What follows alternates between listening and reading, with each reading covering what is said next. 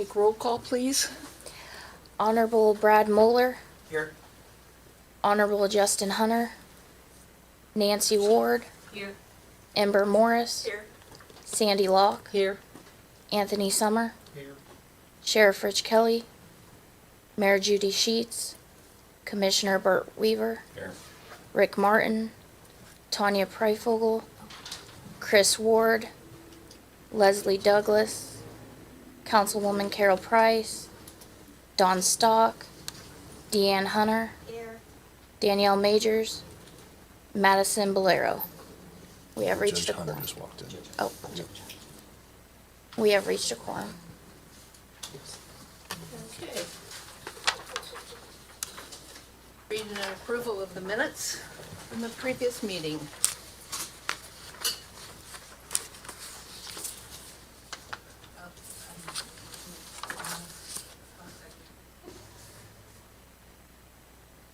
All in favor? Aye. Opposed? Okay. Director's report. Before I get started, by statute, this meeting needs to be streamed live, starting as July 1st. We're giving a little practice run today, so we'll see how that goes. I don't know if the mics will pick up you in the audience or not, but we're going to try it. We'll just see how it goes from here. All right. As far as the direct report goes, we had 92 clients on this morning. We have 2 juveniles, 4 on CTP, and 0 on pretrial release. We're currently supervising 12 offenders that are living outside of our county. To date, we've completed 53 intakes. Also had 5 at intake that have requested jail time in lieu of community corrections. Those were all due, they did not think they could pass a drug screen. We've requested 9 warrants so far this year. Collections in December, $53,473.09. January, $39,538.50. And our project income stands at $631,681.04. We started the process of securing a new building. We've met with the landlord a couple times, did a walkthrough. It's the building that sits between Old Stony and Napa there on Sycamore Street. We did take the lease agreement to Tom Little. He's read it over. He likes what it's in there. We're happy with it. There's one thing we do want to add probably is a right of first refusal when that owner does go to sell. He's battling a terminal illness right now, and things are kind of in limbo on what he wants to do as far as selling with him and his family. So, but that will probably be added, and we'll take that to council and the commissioners in the near future and see if we can get that moved. Staff recently completed a nitazene awareness training. Nitazene, it's kind of the next drug that's even more powerful than fentanyl, so it's coming down the pike, and my staff's been fully trained and aware of it, and happy they got to complete that. Some legislation we're watching, Senate Bill 296 and House Bill 1224, could possibly give driving privilege cars to undocumented residents, so we're following that closely, and if that does pass, something that we could help the community, achieve those driving privileges. Senate Bill 386 establishes a commissary for community corrections. It doesn't really say it's geared toward work release, it just says community corrections, so I'm not sure we'll have a role in that at all. But it also allows the staff to have the ability to gather and inspect reports. 2 staff currently already have that ability. We can go in and check, see what prescriptions that our clients had and filled recently, so it's a very helpful tool there. House Bill 1566 could establish no bail for pretrial release participants. And finally, Senate Bill 324 would require certain defendants charged with domestic violence to wear a GPS while out on bond. So that could affect us there. We do get quite a few domestic violence cases. The grant is going to be due on April 11th this year. It's also the same week that we're doing our spring conference with IACAC, so that was unfortunate, but we'll get that completed before then. So we need to decide if our next meeting will either be on 3/27 or 4/3. 3/27 is the week of spring break, so I don't know if that would affect people. We can do it on 4/3. I'll just have to scramble to get the signatures we'll need for the grant to get submitted. Any input on what day we'd rather meet? Thursday the 27th or Thursday, April 3rd? Okay. We'll go with the 3rd if it's I don't think this any of us time. have kids in spring break, do we? Okay, all right. Boy, am I. Also on the director's report to discuss the Community Corrections Annual Report. I sent that out maybe about a month ago. I did do year-over-year numbers on that.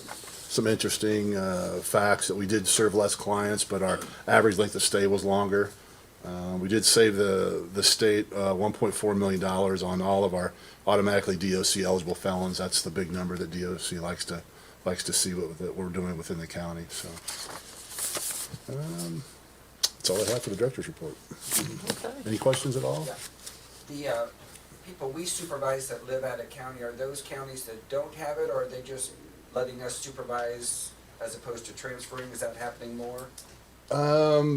Marissa, do you want to speak on the transfer process? Some counties are very willing to transfer, others aren't. There's some criteria on length of sentences. But what do you see most often on why we're supervising outside of the county? Howard County requires somebody to have a job before they'll even supervise them, so sometimes that's an issue. Fees are higher sometimes in those other counties. Tippy will not take anybody undocumented. Yeah. We pick that up. So these are things we still offer. If they say no, then we. Absolutely, yeah. We do our best to We'll keep. monitor if they're Yeah, out of county. Length of sentence, there's quite a few counties won't take anybody under 30 days. Is that Yeah, some it's 120 days, Yeah. 60 days. just some roadblocks they put up, but we're happy to help and get it accomplished. And they are on the donut counties around us, so we're not traveling farther than a surrounding county. Any other questions? Do we have any unfinished business? I have no unfinished. What about new business? New business. We need to approve the new drug testing policy. Basically, it's the same policy we've had, but it does give community corrections the ability to charge clients who cannot produce a sample.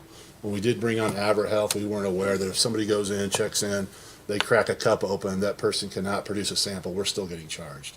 So we've let our clients know that after this meeting, if it does get approved, if you go to try to produce a sample and you cannot produce, we're gonna just tack that onto your fees. So that'll be a $40 charge. And it keeps them from playing the game too, I can't produce. So I'd like the board to approve that added to our drug testing policy.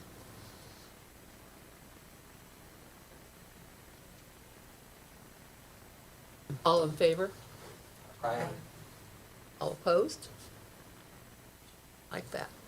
Okay. And the final thing was the JRAC report. I took the liberty of filling that out myself. Got a little bit of help with Laura Archibald at Healthy Communities on some of our opioid disbursements. I do sit on that committee. I didn't know some of the numbers that had gone out, so she crunched those numbers for us. Hope you had a chance to look it over. It's pretty straightforward on what our county's doing, I think. And if there's any questions or comments, I can change that report before I do send it in next week. I just need a motion to approve the JRAC report then.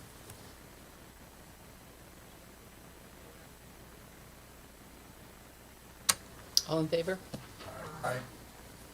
Opposed? We're good. That is all I have today. Any other questions or comments? Yes, When does the current lease expire? end of the year, end of this year. Mm-hmm. And a picture of Old Stony.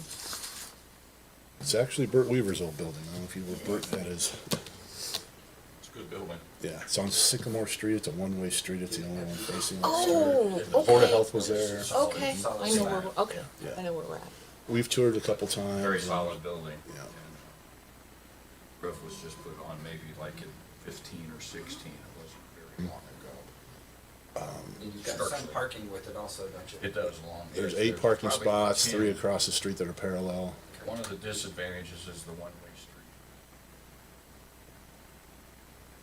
But if certain people has to have that changed. It could be If we do get that, I would go in front of the city council to try to get that changed immediately, yeah. Long ago and far away, that was Jim Wakefield's office. I'm sorry? That was Jim Wakefield's office, long ago and far away. You know, I'm not sure if Jim was in Well, the Board of Health was in there, Yeah, and but that's that- yeah, one it- advantage Jim Wake- because Jim Wakefield built it. Tim and his company have, Yes. they've got all the hard wiring. I'm for old, it. I remember those things. Don't remember today, but So then. you'd be planning on that, going through your lease all the way to the end of the year? and- There might be some overlap. I did bring that to the commissioners meeting last time, that if we could get in there sooner than later, there are a few modifications we want to do. We need to split up the front lobby into a couple offices, and there's some some carpet in the bathroom that needs to be removed, and there's a small kitchen area that we would take out and make that available for parole when they come to visit us. So, yeah. How much more room will you have there than you have here? We lose a couple hundred square feet, but it's divided up better than what we have now, and, And you don't have to park on the school. right, yeah. And if it does become available, it could be an asset for the county that if we did purchase it, we do have the money to do that, so. Okay. But I'll let the commissioners and council decide if that's the route they wanna go on And that. we still have, I assume, roof and water issues Oh, with the current building? incredibly bad, yes. You have mold?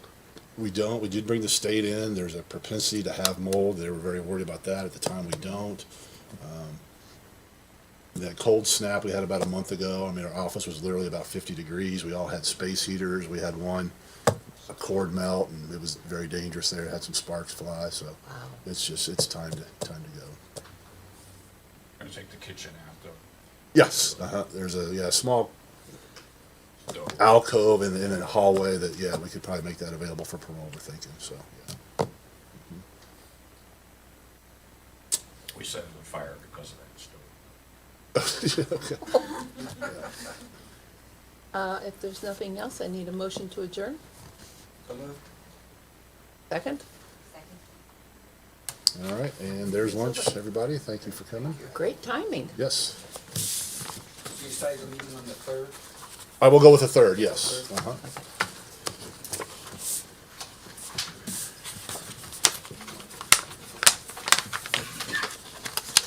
Okay. Now I'll go back to my office and wait for this man to come scream at me.